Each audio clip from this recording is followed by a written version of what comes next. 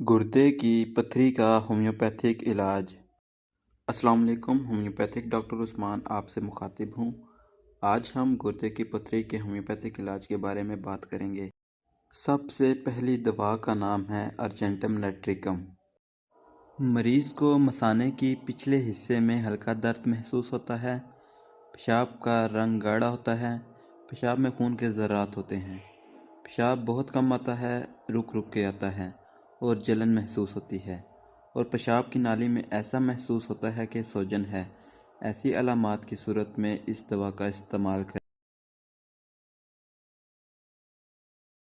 इस दवा का इस्तेमाल उस वक्त करना है जब दर्द इंतहा का हो, शूटिंग पेन हो, पेशाब करते वक्त पेशाब की नाली में दर्द हो, मरीज़ को बुखार महसूस होता है।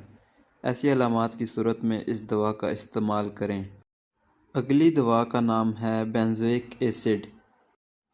इस दवा का इस्तेमाल तब करना है जब मरीज़ को शदीद दर्द हो और पेशाब में बहुत ज़्यादा बदबू हो। इन अलामात में ये दवा इस्तेमाल करनी है। अगली दवा का नाम है बर्बेरिस वल्गैरिस। इस दवा का इस्तेमाल तब करना है जब दर्द एक जगह से दूसरी जगह जा रहा हो, मरीज़ उठने बैठने और लेटने से भी कासिर होता है, दर्द गुर्दे तक या मसाने तक जा सकता है, पेशाब गाढ़ा होता है और रफ्तार कम होती है, पेशाब करने की ख्वाहिश होती है लेकिन पेशाब कर नहीं सकता। ऐसी अलामात की सूरत में इस दवा का इस्तेमाल। ऐसे अफराद जिनको हाजमे के मसाइल होते हैं, उसके साथ साथ गुर्दे का दर्द होता है, ऐसे लोगों में ये दवा बहुत मुफीद है।